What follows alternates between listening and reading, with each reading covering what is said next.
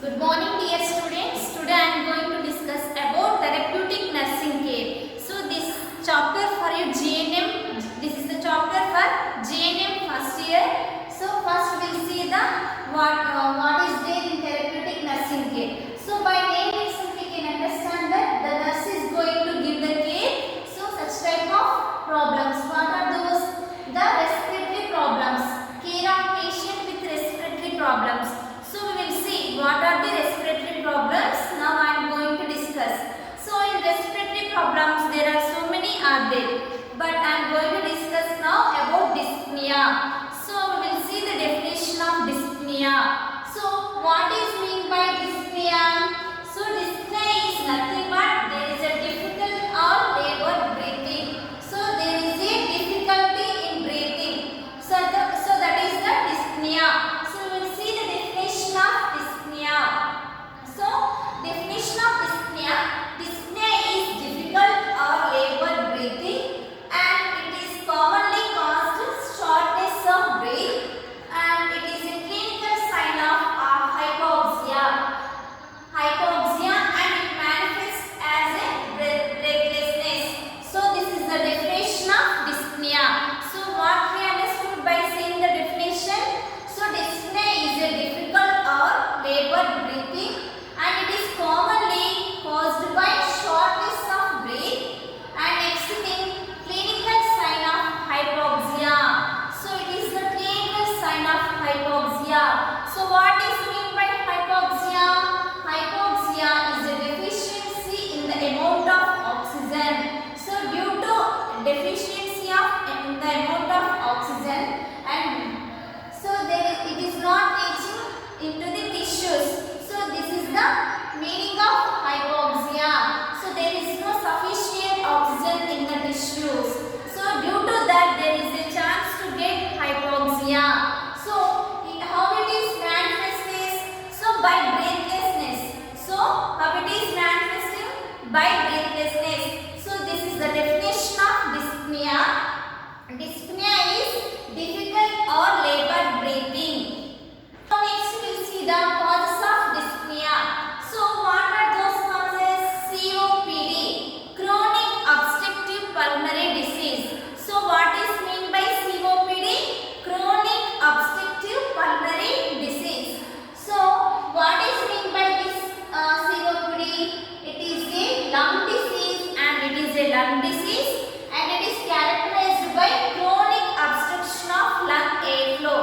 So by name itself we can understand that chronic, it is prolonging. So obstruction. So chronic obstructive pulmonary disease. So there is a obstruction where in the lung. So it is a lung disease and it is characterized by chronic obstruction of lung airflow. So this is meaning of COPD. So it is one type of cause of dyspnea.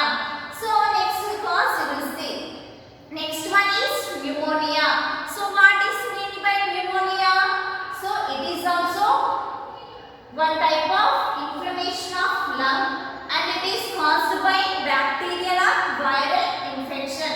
So it is the inflammation of lung and it is characterized by caused by bacterial or viral infection. So due to bacterial or viral infection there is a chance to get pneumonia and due to this pneumonia the patient may have dyspnea. So this is the second cause of dyspnea. Next thing, tuberculosis. So tuberculosis also one type of cause.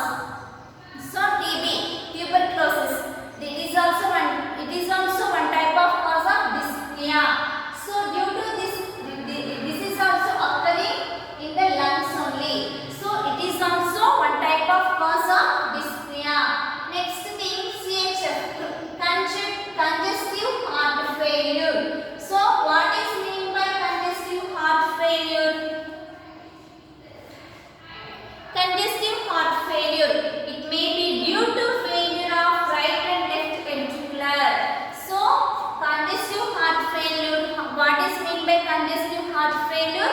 It may be due to failure of right and left ventricular. So there is a chance to so due to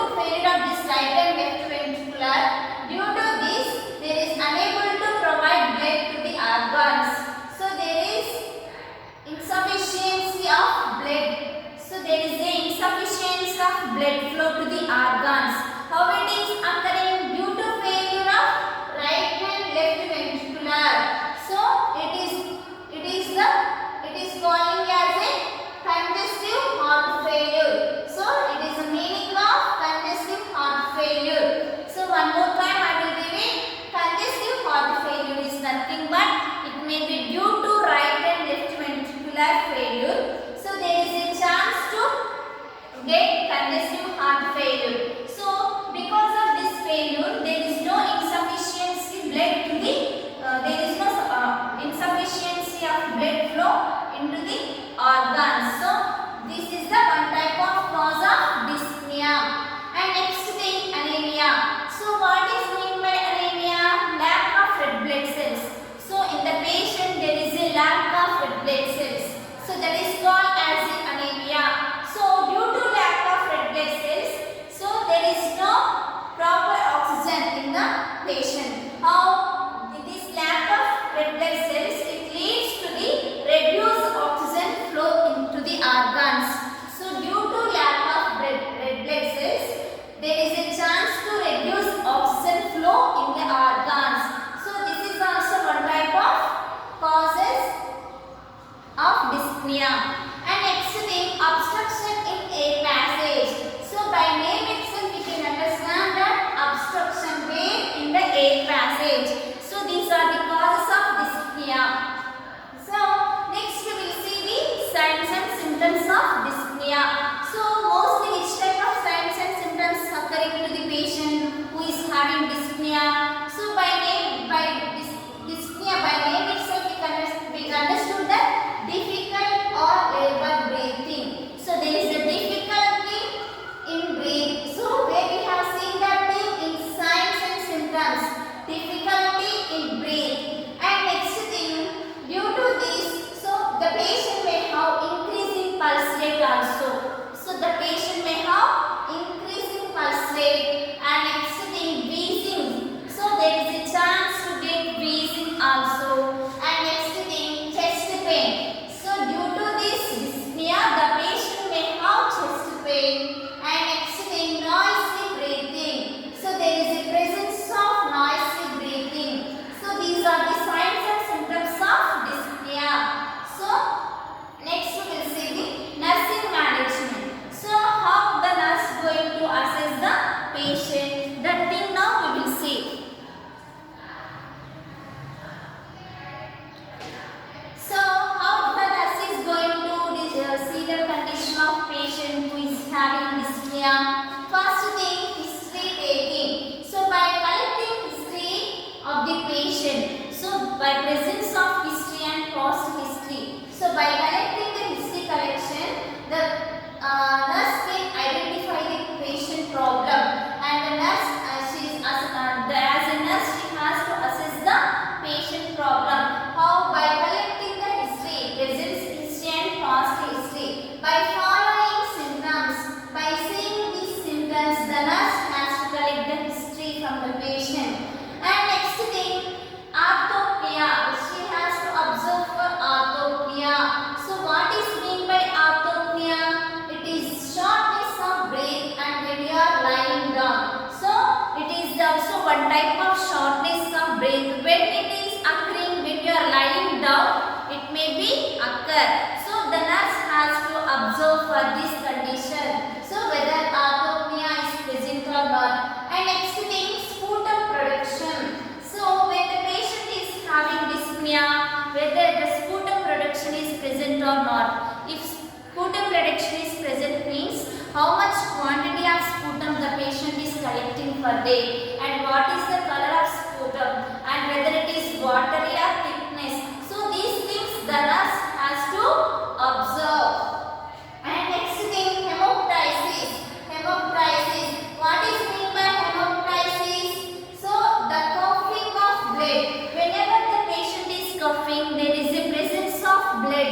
So the nurse has to observe the color of blood. So the color of coughing of blood, and next thing, quantity, and what is the color.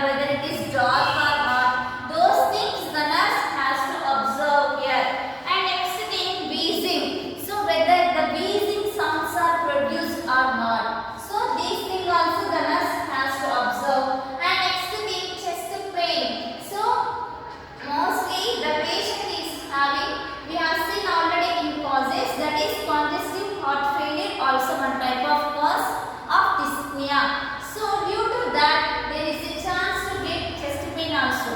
So the nurse has to assess the chest pain. So where it is exactly he is getting chest pain, the location of chest pain, the nurse has to observe the patient. So next thing, these are the nursing management. So we have seen till now chest pain. So continuation of this nursing management we will see next.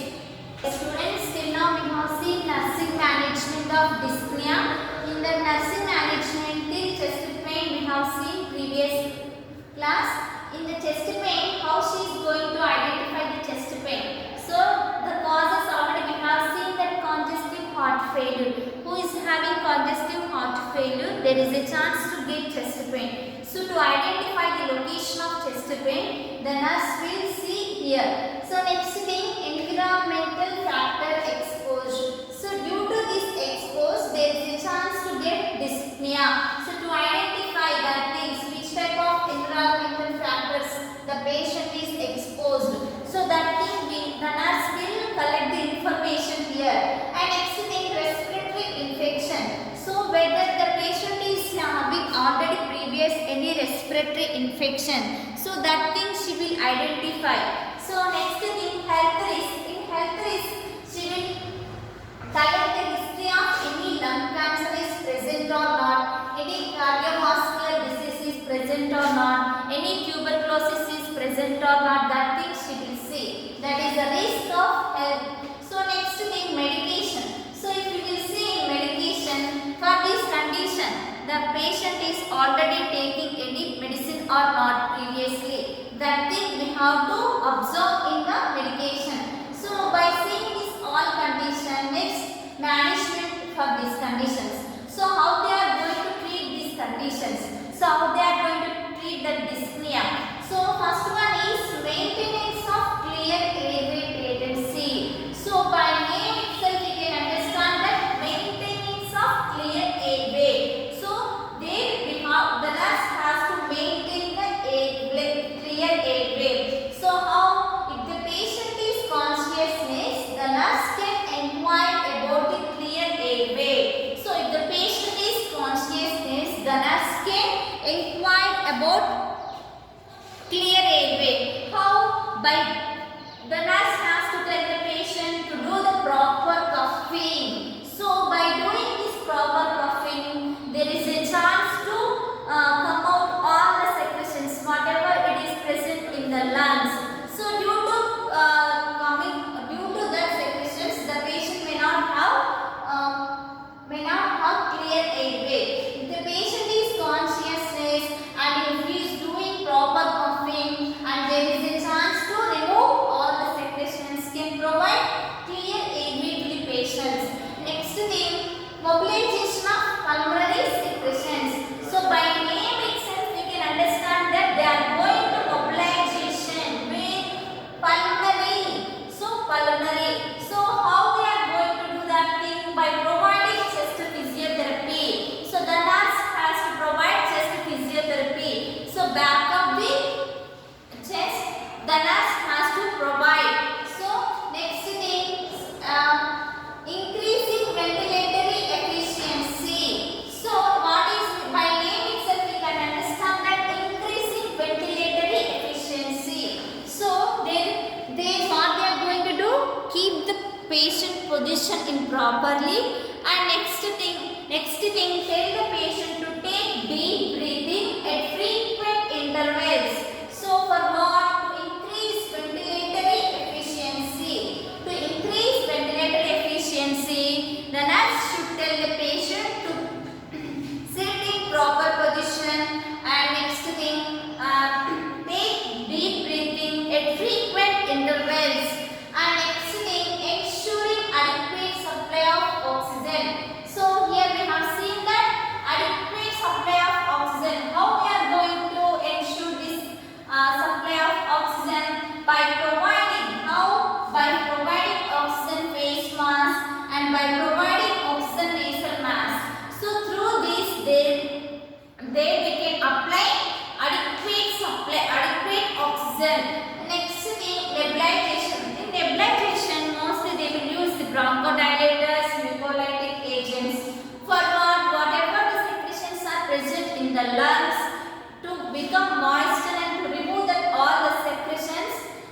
for that purpose they will use this bronchodilator and mucolytic agents for what, to remove all the secretions and to make clear airway, and this is the management of dyspnea. And next thing, already we have seen in first